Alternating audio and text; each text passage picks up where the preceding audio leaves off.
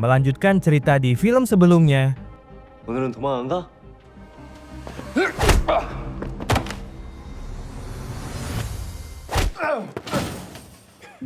sebelum pertarungan di antara Kang dengan Choi dimulai, flashback sedikit diceritakan ketika dulu saat Kang SMP dirundung oleh Choi bersama dengan rekanannya. Sama seperti halnya di saat SMA, permasalahan awal Kang kurang lebih disebabkan oleh dirinya yang berhasil mengalahkan jagoan di kelas 2 yang notabene adalah anak buah Choi dan kawan-kawan. Pidoil menawari Kang dan Jisung untuk menjadi anak buah mereka, menggantikan jagoan di kelas 2 yang sudah mereka berdua kalahkan jika mereka tidak ingin mendapatkan perundungan selama berada di kelas 2. Namun dengan syarat, mereka harus patuh dan tunduk, serta mengumpulkan 100.000 won tiap minggunya yang didapatkan dari hasil memalak teman-teman SMP mereka. Jisung dan Kang menolak hal tersebut, yang tentu saja membuat mereka berempat bergantian memukuli Kang dan Jisung hingga babak belur. 싫어 싫어 손 치워 이 새끼야 손 치워 이 새끼야 치워 이 새끼들 PC방에서 게임을 했어? Beberapa hari pun terlewati, kelompok Choi yang kesal karena Kang dan Jisung tidak pernah muncul ataupun mengelak saat mereka berdua dipanggil menjadi sasaran kemarahan Kion beserta dengan yang lainnya. Kion lalu meminta uang milik Kang sebagai ganti uang setoran jatah preman mereka, walaupun uang yang dimiliki Kang hanyalah 24.000 won. Jisung pun tak luput dari pemalakan tersebut. Namun karena dia tidak mau memberikan uang miliknya ataupun mengambil uang milik teman-teman sekolahnya, Jisung menjadi sasaran kemarahan Pidoil. 장난해? 야 Choi lalu minta Kang untuk pergi dari sana, tetapi hanya dirinya sajalah yang diperbolehkan pergi dari sana, meninggalkan Jisung di tempat tersebut. Karena jika dia tidak mau, maka dialah yang menggantikan Jisung menerima semua pukulan dari mereka. 빨리 꺼져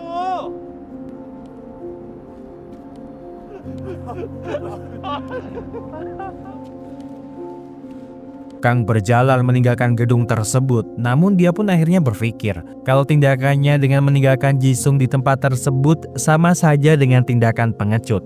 Dia pun kembali, tetapi malah menemukan Jisung yang dijatuhkan oleh Choi bersama dengan rekanannya dari atap gedung tersebut.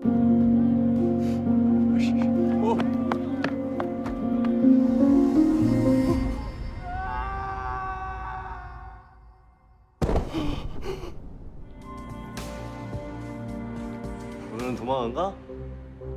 Kembali ke masa saat ini, di saat Kang berusaha membalas semua perbuatan Choi terhadap Jisung.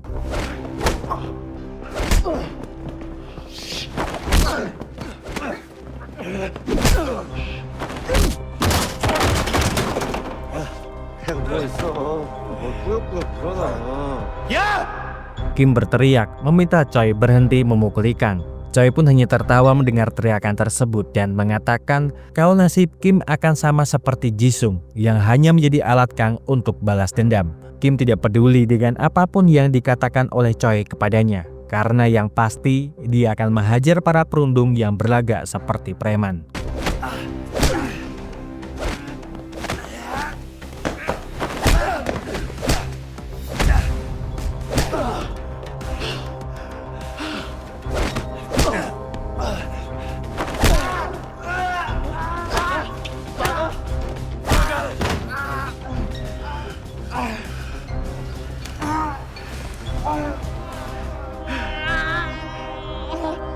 Kim dibuat tak berdaya oleh Choi yang bahkan dia harus mendapatkan luka patah tulang di lengan tangan kanannya.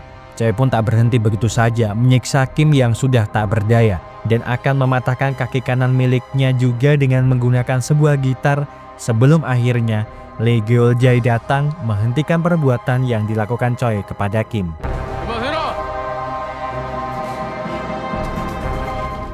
이걸지?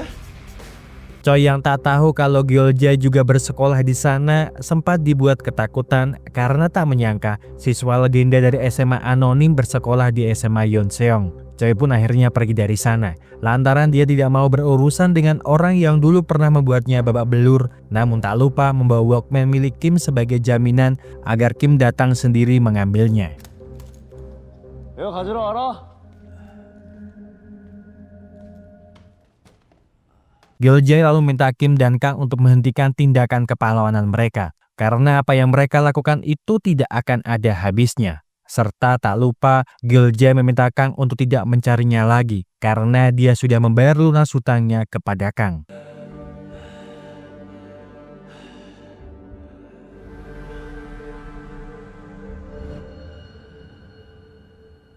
Flashback masa lalu Tuan Seok-tae bersama dengan Seok-kyum pun akhirnya sedikit diperlihatkan, yang dimana saat Seok-kyum masih bersekolah SMA, terus mendapatkan tekanan agar bisa mendapatkan nilai yang bagus. Bahkan Seok-kyum harus mendapatkan tamparan jika dia berbuat kesalahan, alih-alih mendapatkan dorongan ataupun motivasi dari Tuan Seok-tae. Dan karena keadaan tersebutlah yang juga membuat Seok-kyum sangat depresi hingga melakukan perbuatan di luar Nurul dengan mencekik Kim sebagai pelampiasannya.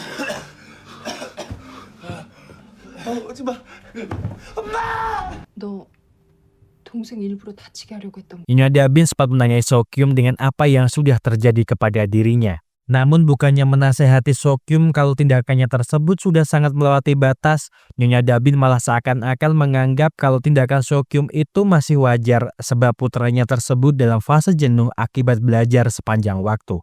Tindakan kekerasan yang dilakukan Seok-kyum kepada Kim pun terus berlanjut yang bahkan disaksikan langsung oleh Tuan Seok-tae. Akan tetapi sama seperti istrinya, Tuan Seok-tae juga meminta Kim untuk memaklumi tindakan yang dilakukan kakaknya kepada dirinya. 형이 지금 많이 예민해서 그래. Seok-kyum pun akhirnya lulus dari SMA dengan nilai yang sangat baik, sehingga dia bisa masuk ke universitas kedokteran terbaik di Korea Selatan bersamaan dengan Kim yang juga bisa masuk ke SMA Syomun.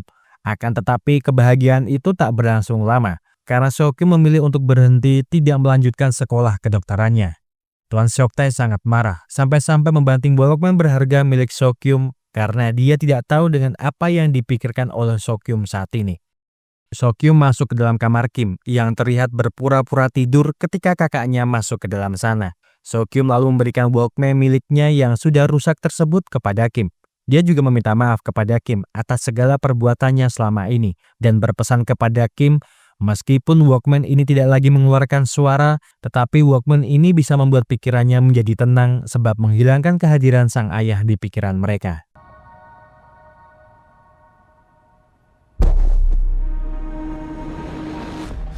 또 너냐? Kim pun terbangun dari mimpinya dan saat ini dia berada di rumah sakit dalam kondisi babak belur dengan ditemani oleh kedua orang tuanya beserta dengan Kang yang juga berada di dalam sana.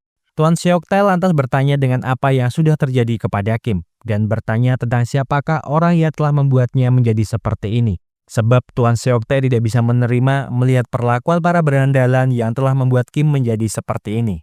Kim lalu mengatakan kalau semua ini dilakukan oleh teman Kim Namiyup sebab dirinya telah menghajar Namiyup karena dia berbuat kejahatan dengan merundungi anak-anak yang lemah. Tuan Seok-tae hanya terdiam mendengar hal tersebut sebab jika dia memperpanjang kasus ini bisa saja dia kehilangan salah satu rumah sakit yang selama ini menjadi langganan peralatan medis perusahaannya. Sepeninggalnya orang tua Kim dari dalam ruangannya, Kim bertanya kepada Kang tentang apakah dia tidak merasa kasihan kepadanya. Karena dendam pribadi Kang membuatnya menjadi seperti ini.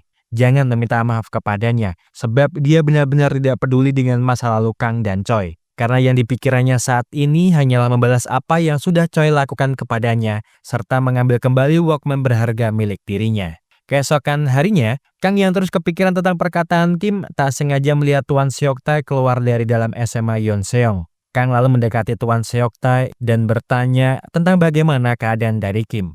Tuan Seok-tae yang sebenarnya malas bertemu dengan Kang hanya mengatakan kalau Kim telah mengajukan cuti sampai waktu yang belum ditentukan dan begitu dia keluar dari rumah sakit, Kim akan melanjutkan sekolah di Amerika. Jadi mulai sekarang dan seterusnya jangan pernah menghubungi lagi putranya. Kang lalu masuk ke dalam kelas dan tak sengaja bertemu dengan Sung Jun yang bertanya tentang bagaimana kabar dari Kim. Sebab karena hasutannya dengan mengajak si kutu buku berkelahi membuat Kim menjadi seperti ini. Dan apakah masih pantas jika mereka berdua berteman? Sepulang sekolah, Kang menyempatkan dirinya menemui Jisung yang saat ini sedang terlihat semakin membaik. Kang meminta maaf kepada Jisung karena waktu itu dia pergi meninggalkan Jisung sendirian di sana hingga menyebabkan dirinya menjadi seperti ini. Namun bukannya marah, Jisung malah mengatakan kalau dia tahu kalau waktu itu Kang berusaha untuk kembali ke sana sebab para berandalan yang melihat Kang kembali berupaya menghajarnya saat dia berada di sana. Jisung saat itu berusaha menghentikan apa yang ingin mereka lakukan kepada Kang. Namun itu malah membuat mereka marah yang kemudian menakut-nakutinya dengan menaruhnya di pinggiran atap gedung. Namun malah terjatuh akibat kesembrononan mereka yang sudah melewati batas. 알겠어. Yang bisa Jisung lakukan saat ini adalah memberikan laporan kepada polisi setelah upaya yang Kang lakukan sebelumnya. Meskipun ayah Namhyup sangatlah kuat untuk dilawan, tetapi tidak ada salahnya untuk mencoba agar anak-anak itu mendapatkan balasan setimpal dari perbuatan yang telah mereka lakukan kepadanya. Sementara itu di saat Kim tertidur, dia seperti melihat bayangan Sokyung datang menjenguk dirinya. Kim pun lalu lantas bangkit dari atas kasur dan mengejar Sokyung sampai ke atap gedung rumah sakit. Nyonya Dabin yang tersadar kalau putranya tidak berada di sana mencoba mencarinya dan langsung berteriak meminta Kim untuk tidak melakukan hal yang sama seperti kakaknya dahulu. 거기서 뭐해? Nyonya Dabin meminta maaf dengan apa yang selama ini sudah terjadi dan mengaku bersalah karena dulu dia ingin dianggap sebagai orang tua yang sukses di mata orang lain. Nyonya Dabin lalu terhuyung jatuh akibat penyakit yang dideritanya dan masih berusaha meminta Kim turun dari atas gedung rumah sakit.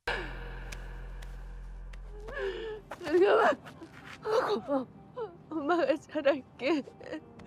엄마가 지켜줄 거야.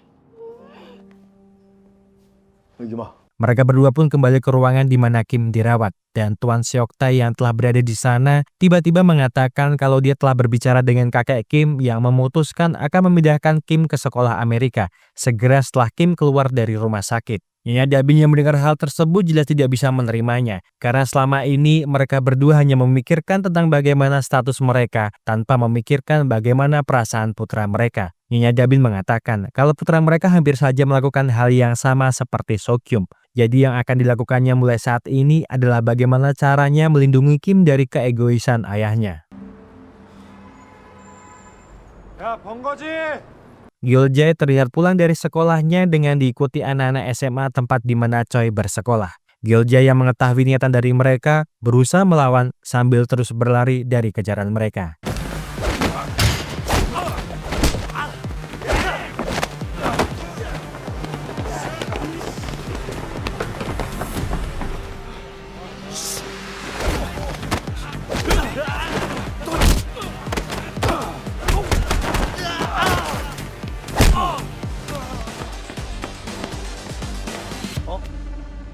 어이, 왔어? Iljin dan Yuhee menghadang pelarian Gyeoljae dan segera mengeroyok Gyeoljae yang terdesak oleh mereka.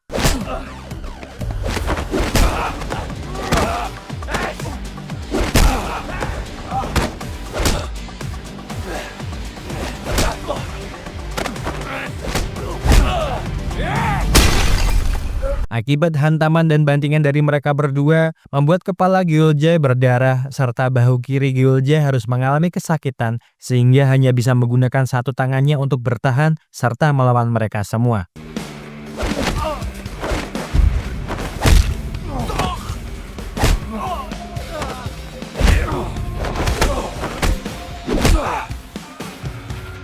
Gyeoljae mencoba lari dari sana, namun serangan tiba-tiba dari Choi membuatnya terjatuh dan harus melawan Choi dengan kondisi yang kurang begitu baik. 소문이 불안 아니었네. 이걸 재.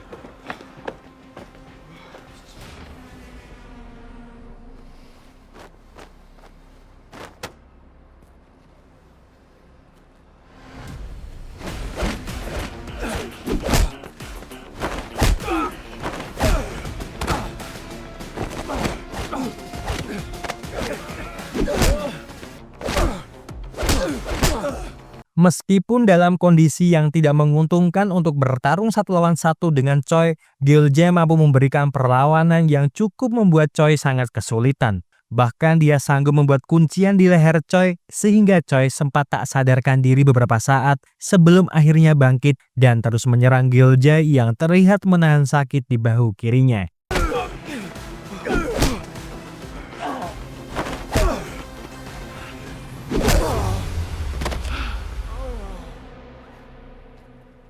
Sepulangnya Kim dari rumah sakit, Kim dan ibunya kini berada di apartemen sebagai tempat tinggal sementara mereka berdua sampai Nyonya Dabin menemukan rumah yang cocok untuk mereka tinggali. Nyonya Dabin meminta Kim untuk tidak perlu khawatir dengan bagaimana keadaan mereka saat ini. Karena yang terpenting saat ini adalah Kim bisa segera sembuh dan bersekolah dimanapun dia inginkan. Kang mengunjungi Gyeoljae yang nampak terbaring lemah dengan penuh luka di sekujur tubuhnya. Gyeoljae lalu bertanya, dengan apakah kini Kang merasa takut melihat kondisinya yang seperti ini? Dan pernahkah dia mendengar tentang hukum kekerasan total? Saat ini Gyeoljae sedang dalam fase menerima hukuman dari perbuatan di masa lalunya. Dan mungkin di masa depan, dia akan masih menerima semua hukuman ini. Jadi tidak perlu memikirkan bagaimana nasibnya saat ini. Karena apa yang Kang lakukan saat ini akan ada masanya di mana dia menerima semua hukuman itu. 자, 소제목이 중요해. Kang terus merenungi dengan apa yang dilakukannya dan bagaimana nasib dari Kim yang ikut terseret dalam masalahnya. Kim dan ibunya kini berada di restoran untuk sekedar makan siang sambil ngobrol kesana kemari membicarakan tentang bagaimana kabar dari teman Kim. Dan jika mereka berdua belum sempat bertemu, ajaklah Kang mampir ke rumah mereka sebab ibunya akan membuatkan hidangan untuk mereka berdua. Nyonya Dabin yang sekarang sudah lebih berani bertanya tentang bagaimana kehidupan pribadi Kim, yang tentunya membuat Kim jadi mulai berani menunjukkan kepercayaan dirinya dan setidaknya saat ini Kim mempunyai tempat untuk berbagi cerita melupakan masa lalunya yang begitu menyakitkan. Kang yang terus kepikiran tentang perbuatannya kepada Kim memutuskan menemui Choi di tempat dia biasa berkumpul dengan teman-temannya untuk mengambil Walkman milik Kim yang dibawa oleh Choi, meskipun Kang tahu kalau dia tidak mungkin mengalahkan Choi dalam perkelahian 1 lawan 1.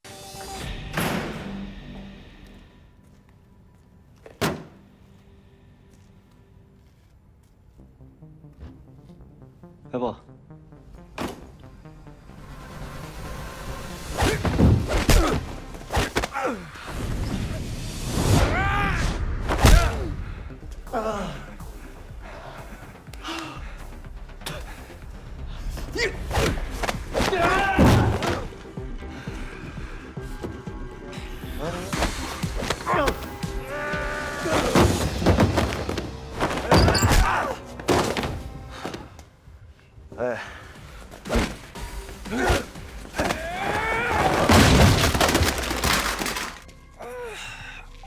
Kang mencoba untuk bertahan meskipun itu sangatlah sulit.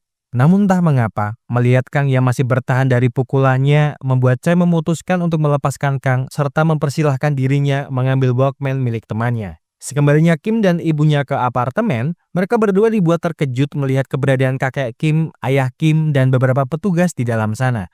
Tujuan mereka jelas hanyalah satu, yaitu membawa Kim menjauh dari ibunya dan menuruti keinginan kakek Kim yang menginginkan Kim bersekolah di luar negeri. Bahkan kakek Kim membawa seorang dokter agar memperkuat alibinya sebab penyakit yang diderita oleh ibu Kim tidak memenuhi syarat di undang-undang untuk mengasuh seorang anak akibat penyakit yang dideritanya. Kim memohon kepada kakeknya, namun itu hanya percuma saja karena kekuatan dan pengaruh kakeknya yang begitu sangat kuat. Nyonya Dabin lalu menyuruh putranya itu untuk pergi sementara menuruti keinginan kakek dan ayahnya, sebab dia akan melakukan berbagai cara demi mengambil kembali Kim meskipun melawan kakeknya di pengadilan. 네 애미가 변호사를 사서 덤벼보려고 하는 모양인데. Selama perjalanan menuju rumah kakek Kim, kakeknya mengatakan, bukankah sudah pernah dia katakan sebelumnya kepada Kim, kalau kakeknya itu terlalu kuat untuk dilawan oleh siapapun, meskipun saat ini ibunya sedang mempersiapkan pengacara demi melawan kakeknya. Dan tak berselang lama, Kim mendapatkan telepon dari Kang, yang meminta Kim untuk menemuinya sekarang juga.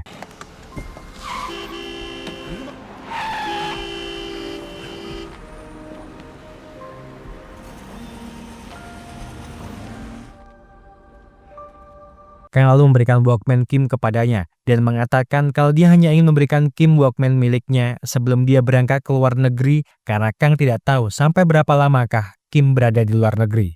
Kang juga sudah memperbaiki Walkman itu, jadi saat ini Kim bisa mendengarkan kembali musik dari dalam Walkman tersebut.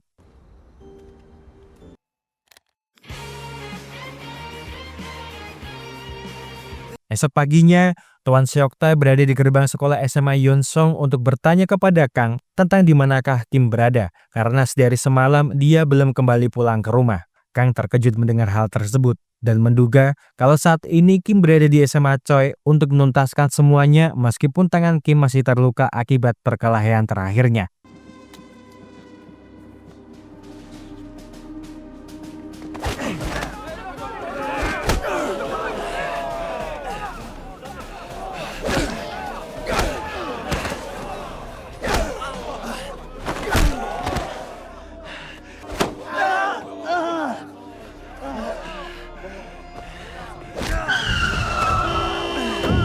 Murid-murid di sana sangat terlihat antusias melihat jagoan di sekolah mereka berkelahi dengan murid dari sekolah lainnya yang bahkan harus menghentikan sebuah mobil yang melintas di depan SMA mereka. Choi menertawakan Kim yang terlihat seperti sampah, sama seperti dirinya yang hanya menjadi bahan dari dunia yang tidak adil ini. Kim pun juga tertawa mendengar pernyataan tersebut yang kemudian bangkit melawan kembali Choi dengan sisa-sisa tenaga yang dimiliki oleh Kim.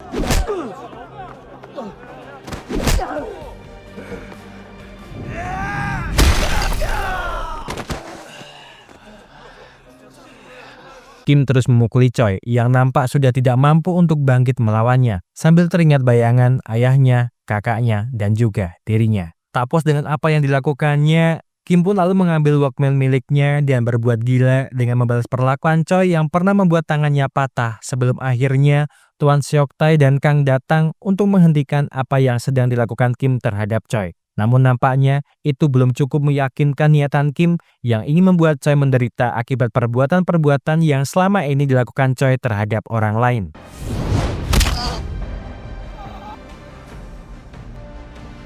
Tuan Seok-tae bertanya kepada Kim tentang kenapa dia bisa menjadi seperti ini. Dan Kim hanya mengatakan tentang kenapa ayahnya baru menanyakan hal ini kepada dirinya. Beberapa hari pun terlewati, Kim dan ibunya nampak berada di suatu tempat menunggu sebuah bis sekolah yang datang menjemput Kim menuju ke sekolah barunya. Seorang laki-laki yang bernama Tuan Hyun-so lalu turun dari bis dan memperkenalkan dirinya kalau dia adalah wakil kepala sekolah dari SMA Anonim. Tuan Hyun-so meminta Nyonya Dabin untuk tidak perlu khawatir dengan bagaimana keadaan putranya selama di sekolah, karena dia akan menjaga baik serta membimbing putranya selama bersekolah di sana. Kim memeluk ibunya sebelum berpisah dan memberikan penghormatan kepada ayahnya meskipun hanya melihat Kim dari kejauhan tanpa mengucapkan salam perpisahan. Kim lalu duduk di salah satu bangku bis di sana dan tak menyangka kalau Kang juga pindah sekolah yang sama dengan dirinya. 기사님 출발합시다.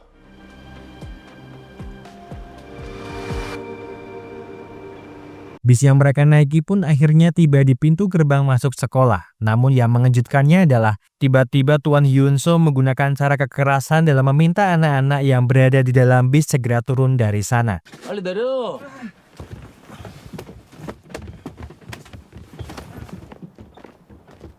Ternyata SMA itu adalah tempat di mana Gil-jae pernah bersekolah. Sebuah SMA tempatnya anak-anak bermasalah yang dikeluarkan dari sekolah sebelumnya karena berbuat keonaran tetapi tidak mendapatkan hukuman di penjara remaja. Dan mereka bisa lulus dari sekolah itu jika bisa masuk dalam 10 besar dalam perkelahian. Kang dan Kim pun lalu masuk ke dalam sekolah tersebut untuk memulai petualangan baru mereka di season yang kedua dan film pun berakhir.